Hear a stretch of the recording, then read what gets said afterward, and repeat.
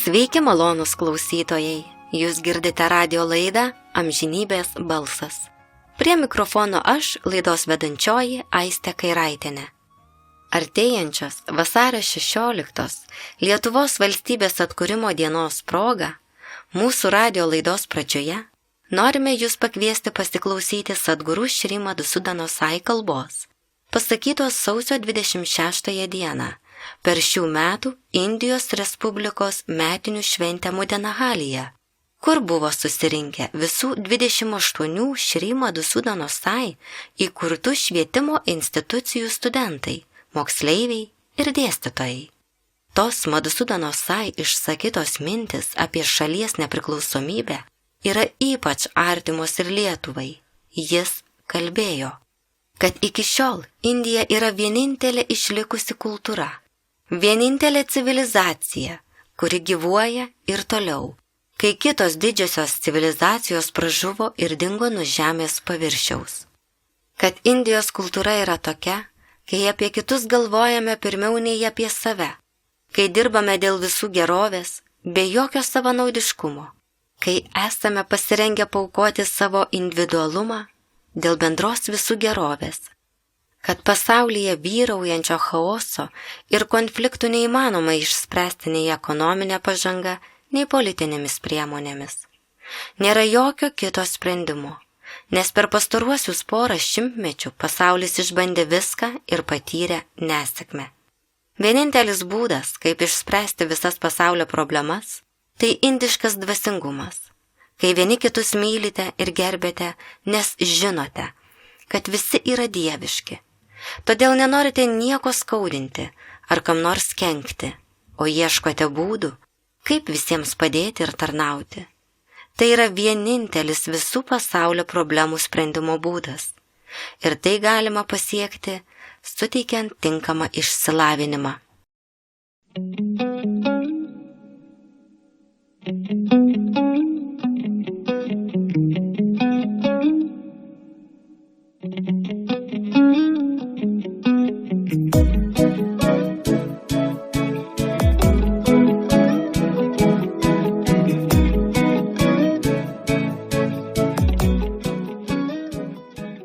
Dvasingumas – tai vienintelis būdas, kaip išspręsti pasaulio problemas.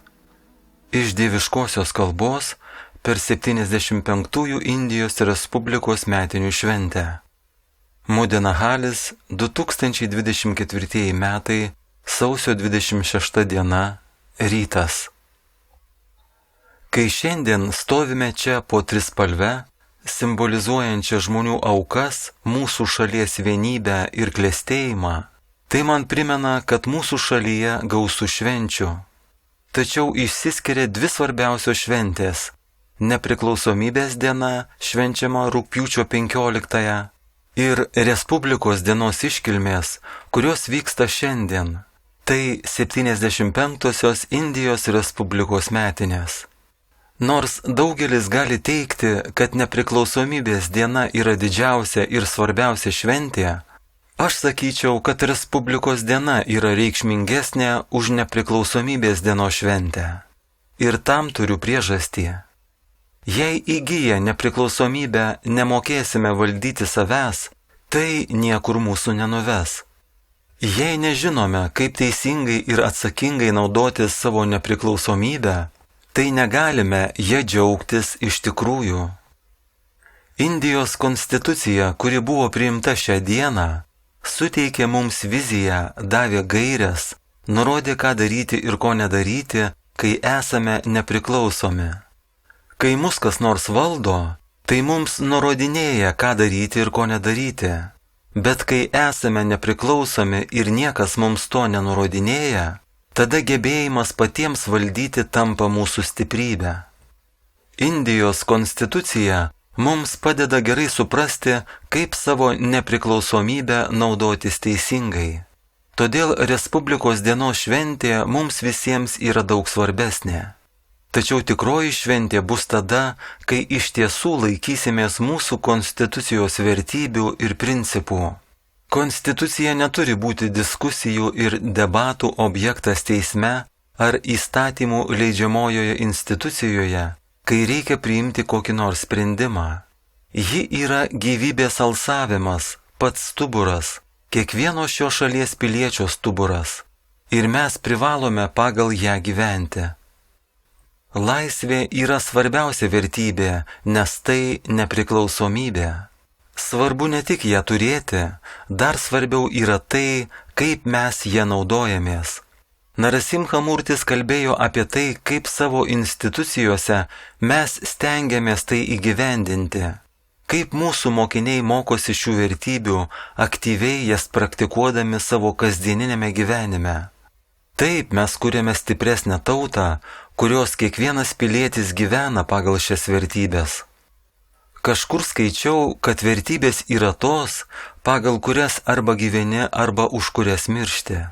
Dėl vertybių negali būti jokių kompromisų.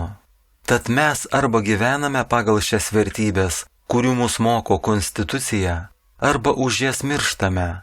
Tačiau niekada nesiderame, niekada nesileidžiame į kompromisus. Būtent taip vertybės turi būti praktikuojamos mūsų šalyje. Jau 75 metus turime šią konstituciją. Stengiamės gyventi pagal jos raidę ir dvasią. Tačiau per visus tuos metus nebuvo pasiekta tokia paprasta vertybė kaip teisingumas arba lygybė.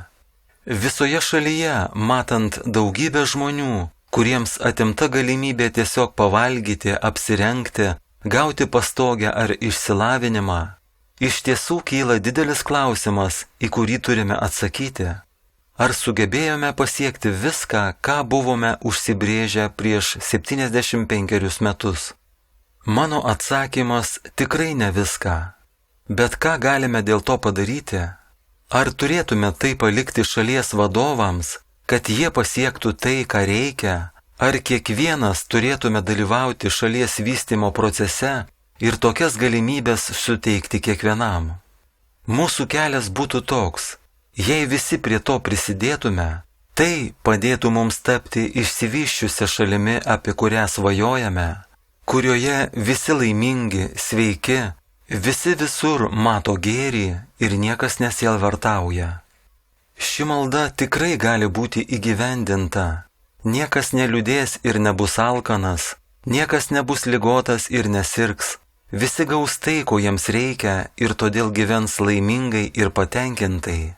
Tokia yra išsivyščiusi šalis, tokia yra Rama Radža, Ramos karalystė, apie kurią svajojame.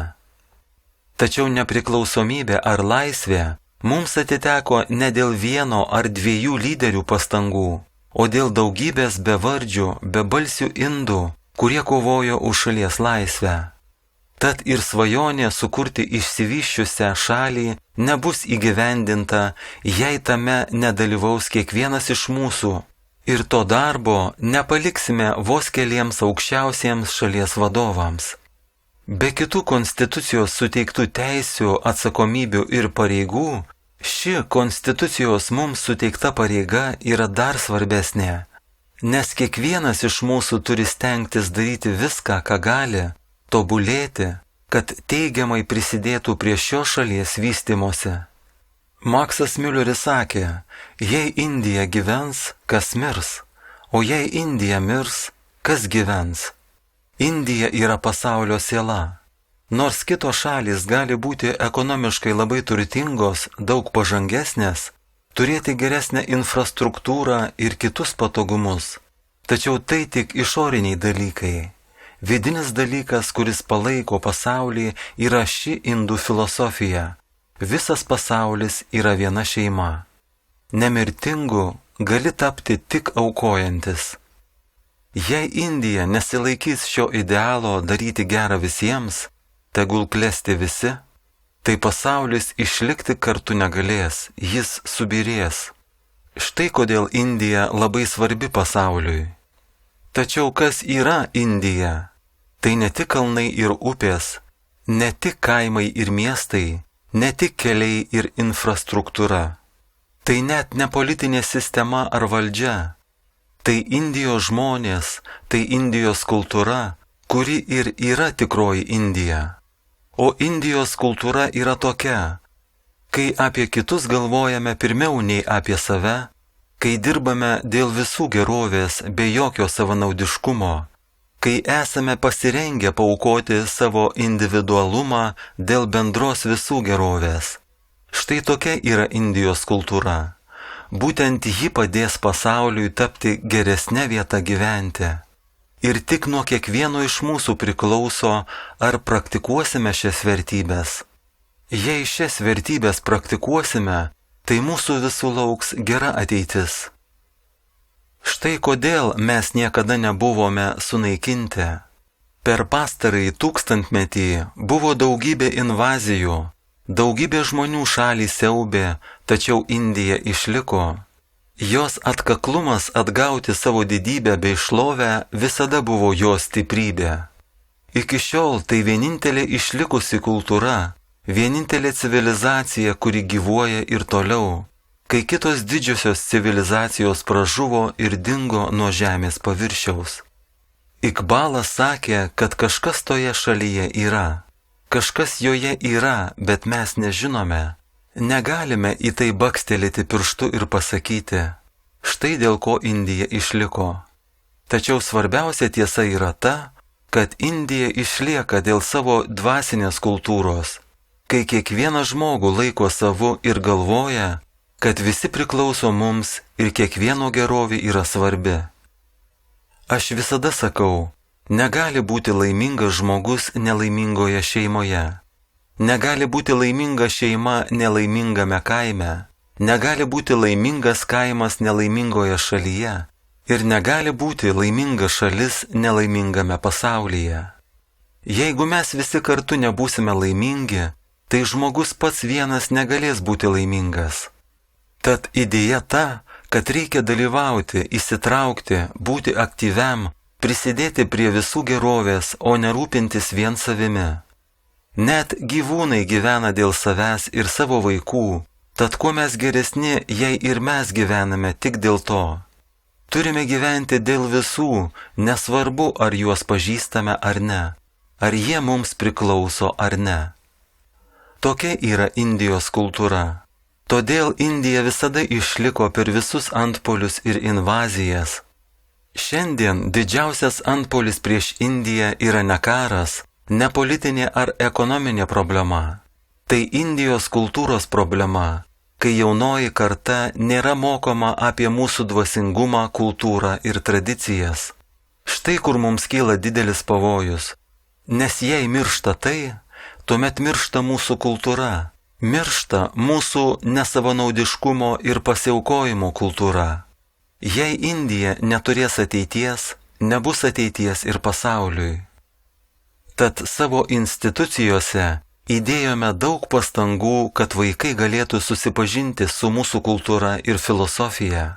Kad jie pažintų ne tik kultūrą, įvairius šokius, muziką ir kitas meno formas, bet ir pačią indų filosofiją, teigiančią, kad viskas yra dieviška. Sarvam kalvidam brahma. Visa tai yra brahmanas. Viskas yra dieviška, kiekvienas yra dieviškas. Tad vadovaudamiesi šiuo supratimu, turime atitinkamai elgtis ir dirbti. Iš čia ir kyla supratimas, kad reikia mylėti ir tarnauti vienas kitam. Tai yra ateitis, tai yra Indijos kultūra.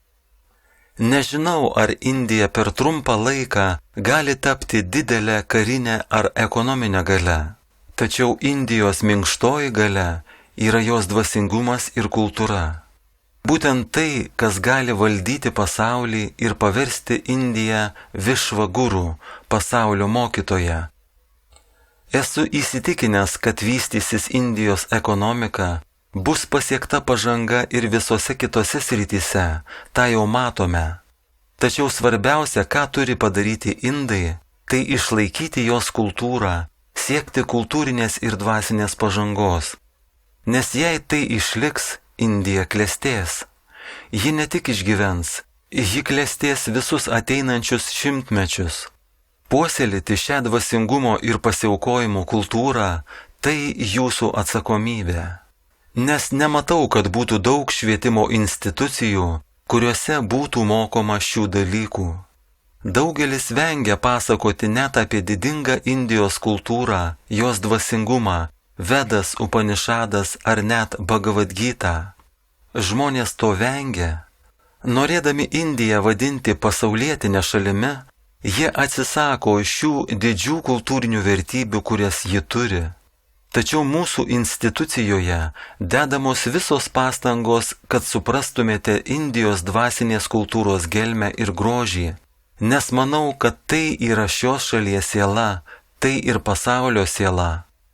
Kol nesimsime atsakomybės puoselėti šią dvasingumo kultūrą, kuri virsta meilė ir tarnystė visiems, suvokiant, kad visi yra lygūs, tol negalėsime pasiekti tikrosios laisvės, tikrosios savivaldos. Todėl man tikroji nepriklausomybė ar Respublikos dienos šventė bus tada, kai žinosime, kaip valdyti save remiantis Indijos dvasingumo ir kultūros idealais, kurie skatina mylėti ir tarnauti visiems, būti pasirengus asmeninę gerovę paaukoti dėl kolektyvinės gerovės, atsisakyti savanaudiškų ambicijų ir nesavanaudiškai siekti ne tik žmonių, bet ir visų būtybių visose šalyse ir tautose gerovės. Štai tada mes iš tiesų švęsime šias didžiasias šventes, kurias esame palaiminti turėti. Tie vaikai, kuriuos mačiau žygiuojančius, pripildo mano širdį didžiulio pasididžiavimo ir džiaugsmo. Nežinau, ar jūs suprantate žygiavimo svarbą, ar tai vertinate, ar jaučiate patriotizmą žygiuodami po šios šalies vėliavą. Tačiau aš, sėdėdamas šioje pusėje, žvelgiu į jūs visus su didelė viltimi ir lūkesčiais, su didžiulė svajone, kad kiekvienas iš jūsų būtų kuo geresnis lyderis ir puoselėtų Indijos kultūrą, gyventų šią kultūrą, savo pavyzdžių įkvėptų tūkstančius kitų vaikų ir jaunuolių. Mes negalime institucijų įsteigti visur, negalime juose priglausti visų vaikų, kuriems reikia pagalbos, nes mūsų galimybės yra ribotos.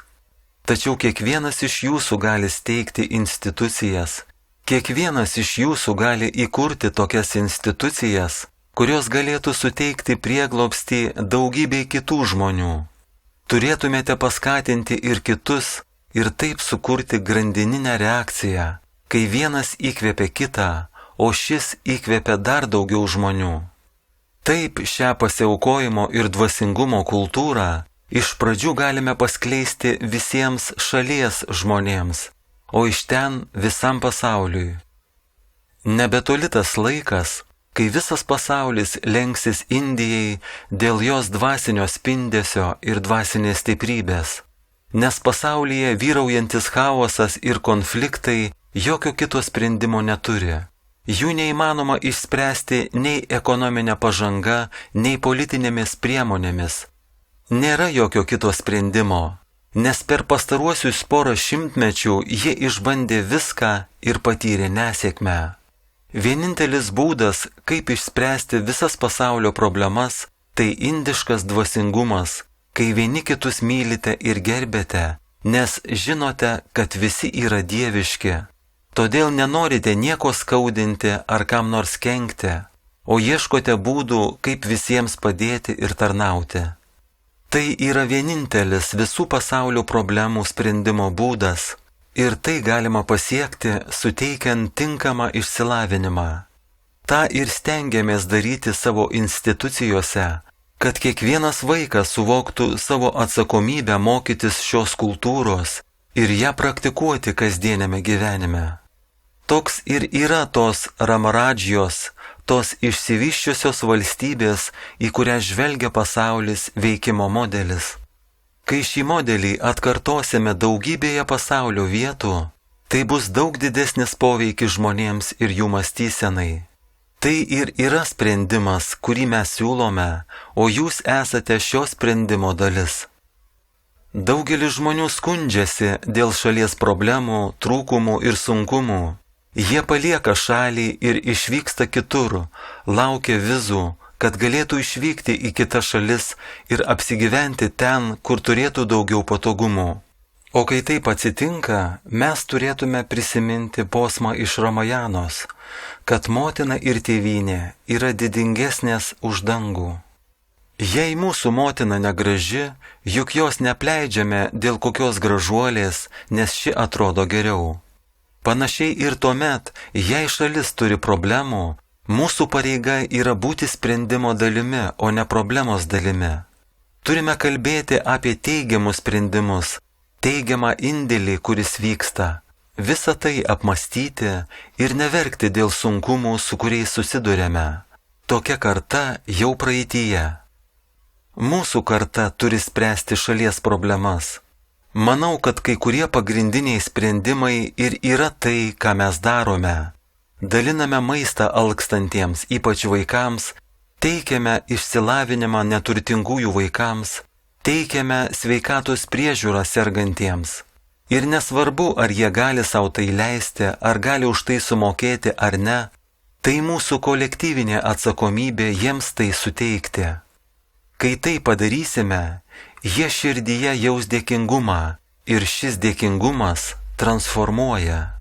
Tas dėkingumas įkvėps juos daryti gerą dar didesniam skaičių žmonių, su kuriais jie susidurs savo gyvenime.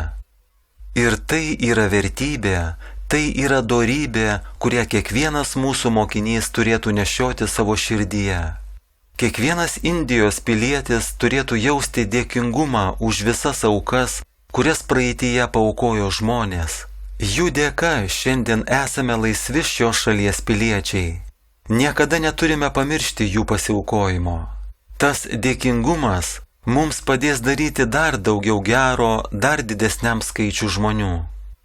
Sveikinu visus ir perdodu savo geriausius linkėjimus bei palaiminimus visiems žmonėms, tiems, kurie yra palaiminti šios šalies piliečiai ir tiems, kurie yra pasaulio piliečiai atvykę iš įvairių šalių. Jie labai vertina ir gerbia Indijos kultūrą ir dvasingumą, tad keliauja tūkstančius mylių, kad galėtų būti čia, šiame ašrame, mokytis iš mūsų, suprasti šią dvasinę kultūrą ir parsivežti ją į savo namus. Daug jų atvyko iš viso pasaulio. Tai yra mūsų galia, tai mūsų stiprybė. Ir tai puoselėti yra didžiausia jūsų atsakomybė, tai svarbiau už visą kitą. Ateityje jūsų laukia dideli darbai, o kol kas jūsų indėlis gerai mokytis, gerai studijuoti ir suprasti kiekvieną mokomą vertybę, ją praktikuoti ir įsisavinti. Paverskite tai dalimi savęs, tai didžiausias indėlis, kurį šiuo metu galite įnešti. O kai baigsite mokslus ir įgysite išsilavinimą, jūs sukursite institucijas, kurios padės daugybei kitų žmonių. Ir šią Indijos dvasingumo idėją paskleisite į visus pasaulio kampelius. To aš viliuosi ir siekiu. Dar kartą sveikinu ir laiminu visus šią šventą progą, svarbiausia mūsų demokratijos švente, ir linkiu kuo geriausios kloties jūsų ateities siekiuose. Jai Sai Ram.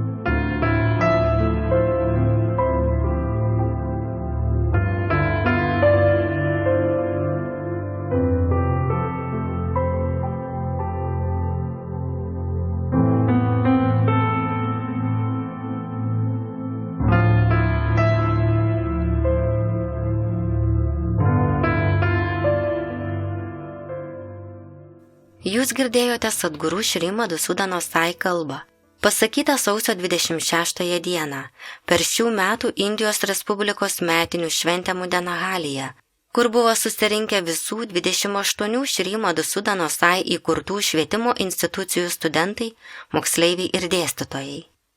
Mėly klausytojai, dabar kviečiame pasiklausyti senovinės sanskrito giesmės maldos Asatoma Sadgamaya, kurią atliks Bhagavanas Šri Satya Sai Baba. Žodžių prasmė yra tokia: iš netiesos vesk mane į tiesą. Iš tamsos vesk mane į šviesą. Iš mirties vesk mane į nemirtingumą.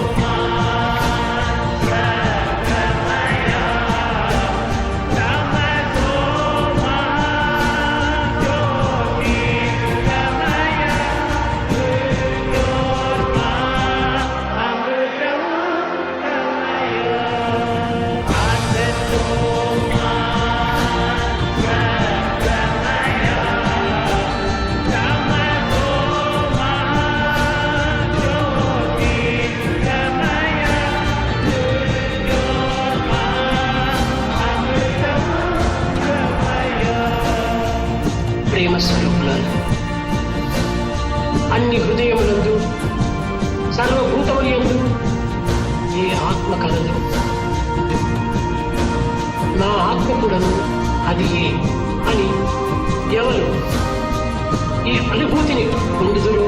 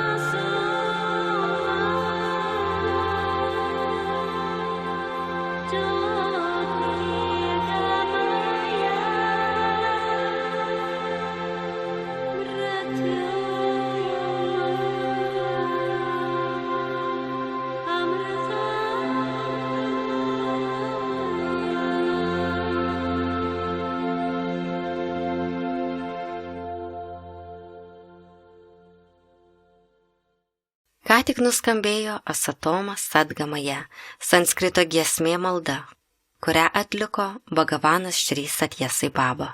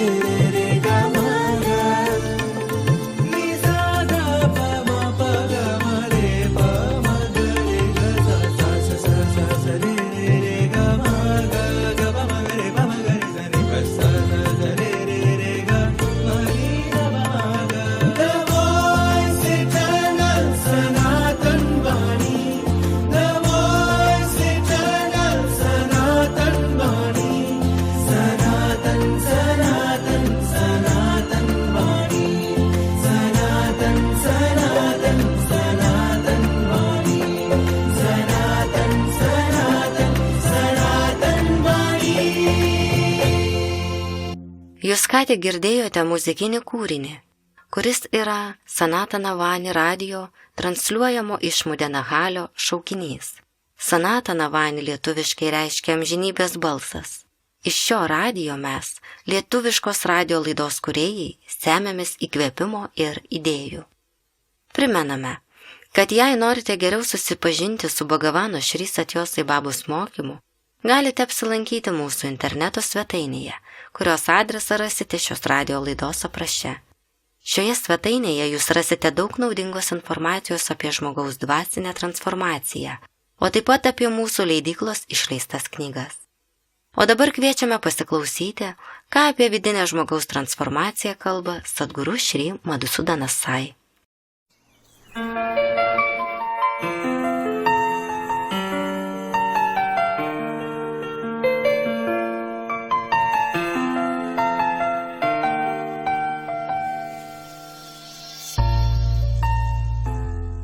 Kada pasaulyje įsiviešpataus taika.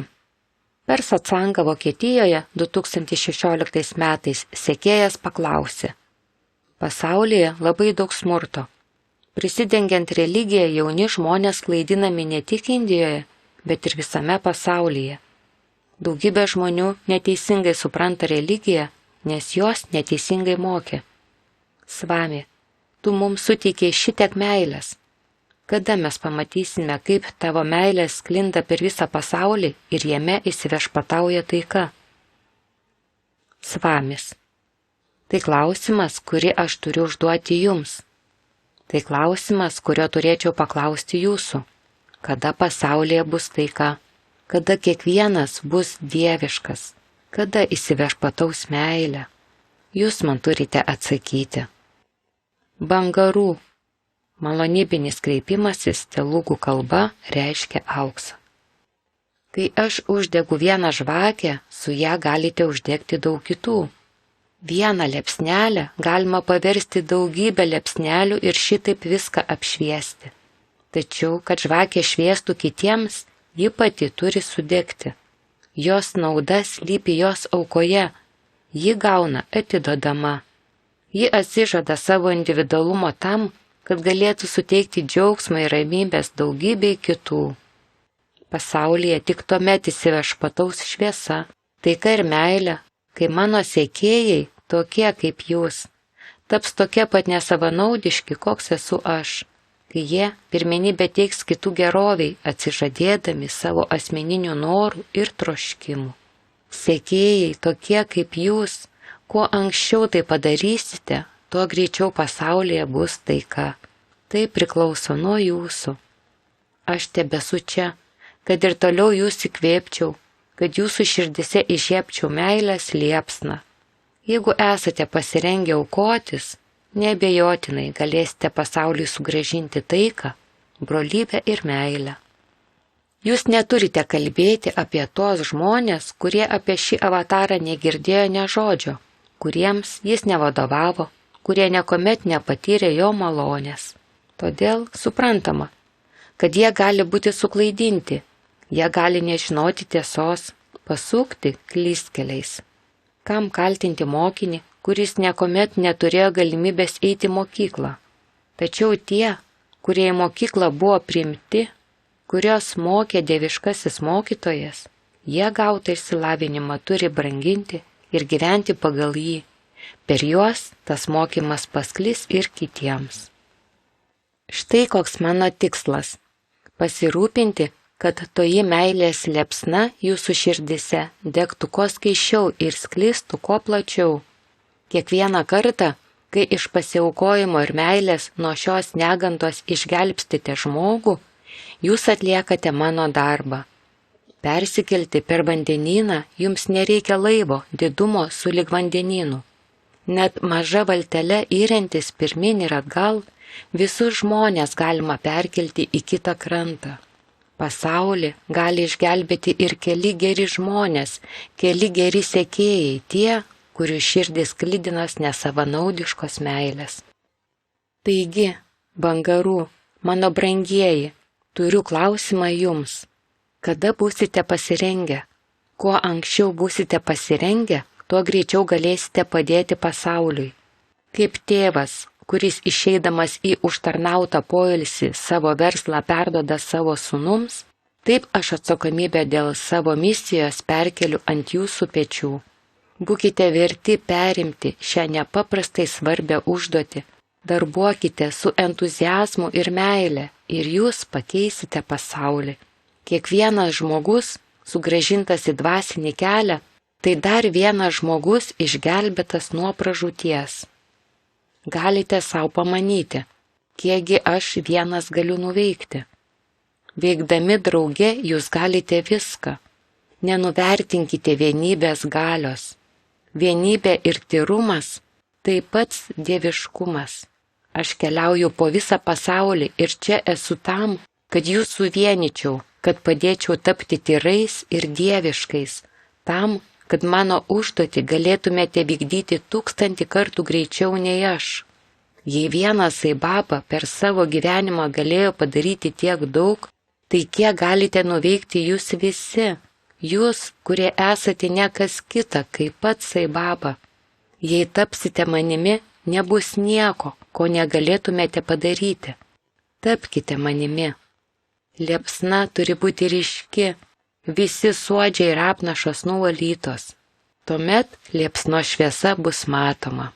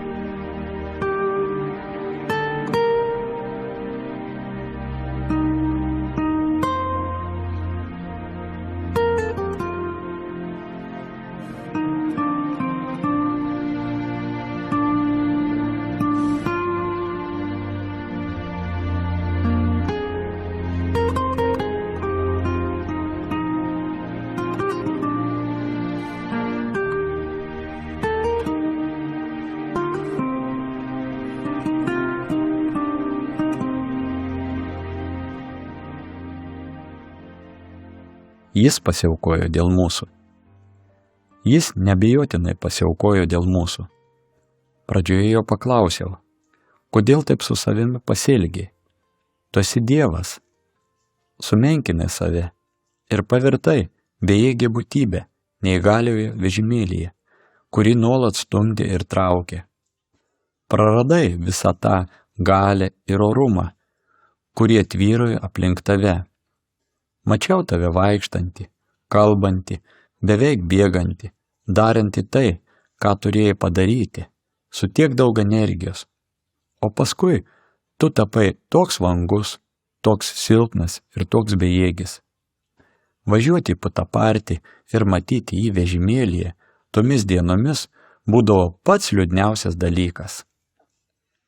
Į tai jis atsakė, kažkas turi kentėti dėl kitų klaidų. Šį pasaulį valdo karmos dėsnis. Kai kas nors ateina ir manęs paprašo, Svami, aš sergu vėžiu, prašau, išgydyk mane. Iš savo užuojautos aš turiu kažką dėl jo padaryti. Kol tik galėjau, padėdavo žmonėms. Jis kentėjo, visa jo esybė kentėjo dėl kitų. Jei norėdamas išgelbėti pasaulį, Dakičis susidegino vieną kartą, tai Svamis daugybę kartų vis degindavo save, siekdamas išgelbėti pasaulį. Iki pat šios dienos, kai matau, kiek jis stengiasi, kiek skiria laiko, kaip sunkiai dirba, aš savo širdie žinau, kiek daug jis dėl mūsų pasiaukoja.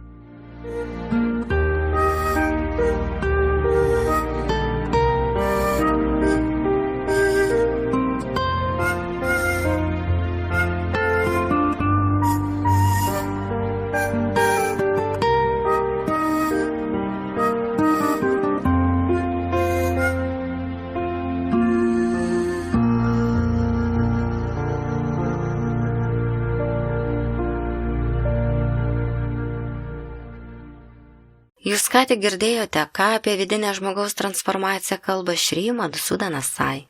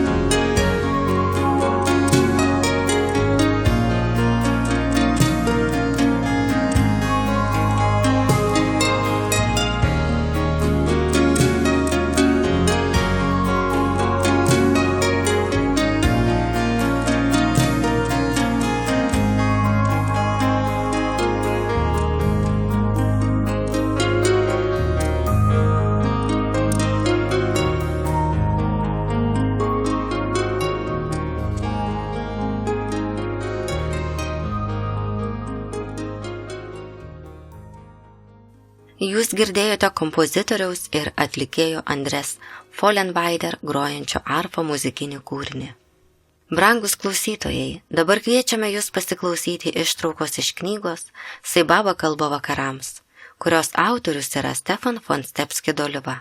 Šią knygą autorius parašė girdėdamas Satjos Saibabos balsą kaip savo vidinį balsą.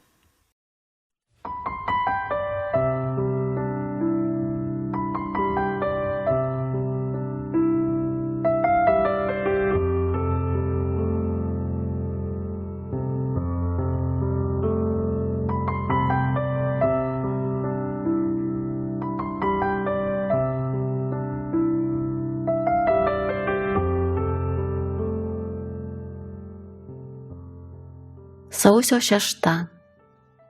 Dievas ir žmogus yra tarpusavy susiję. Tai abipusis ryšys. Tai liudija 3 karalių šventė. Išminčiai meldė Dievą pagalbos ir viešpats atėjo. Kita vertus, šis viešpaties pasirodymas priviliojo net ir labai tolimų rytų kraštų išminčius. Atmink, Dievas išklauso visas maldas. Tik ne visada taip, kaip žmogus tai įsivaizduoja. Patikėk manimi, aš išpildau kiekvieną norą, tačiau taip, kad jis neprieštarautų mano meiliai. Galiu išpildyti tik tuos troškimus, kurie kokiu nors būdu pasitarnauja meldžiančiajam. Puikiai jaučiu jūsų širdžių ilgesį, tačiau žinau ir jūsų raidos kelią, o šiedu veiksniai neretai prieštarauja vienas kitam. Tik mano meilė padeda man įveikti dėl to kylančius sunkumus ir nutiesti juos jungiantį tiltą. Per mano meilę tu kaskart vis įveiki net ir pačius kebliausius sunkumus. Teik sunkumams deramai svarbos. Jie yra tau kliuviniai kelyje į mane. Jie moko tave žengti vis tvirčiau.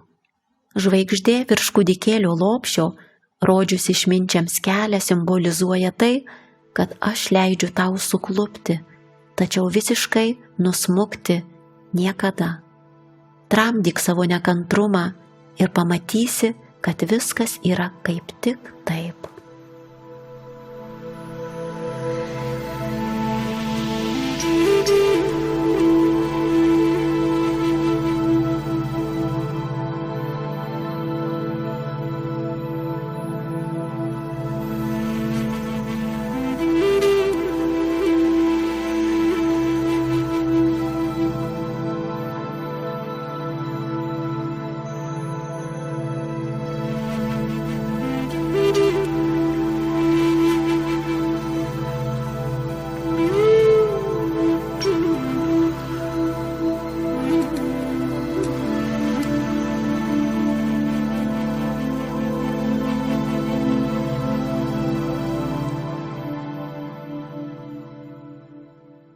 Jūs girdėjote ištrauką iš knygos Saibaba kalba vakarams, kurios autorius yra Stefan von Stepski Doliva.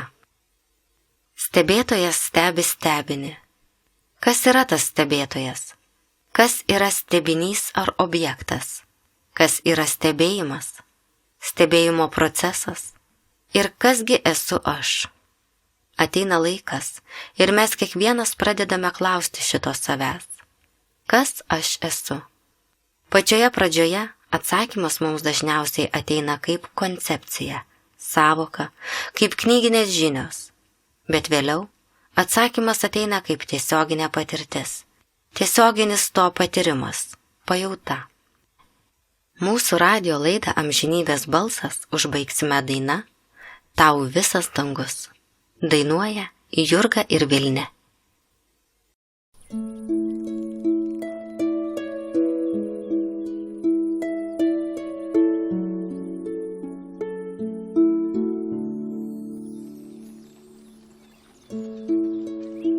Žalios pievos tenai gyvenu, norėčiau skraidyti arčiau debesų, su paukščių pulkais plasnočiau lengvai.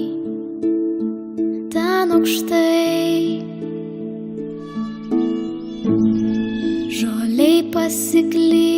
vilties aš ieškau kelių, po vieną šapelį renku ir dedu, žingsneliais mažais, pelynų takais, užmirštais, tik nespurdėk, tavęs prašau, aš irgi bijau,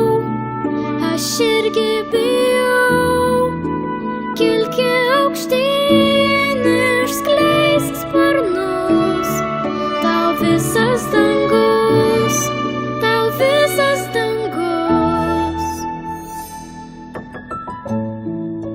Tarsi draugelis aš vėją jaučiu, o kas jai nuneštų aukščiau debesų, plasnosiu sparnais ir kilsiu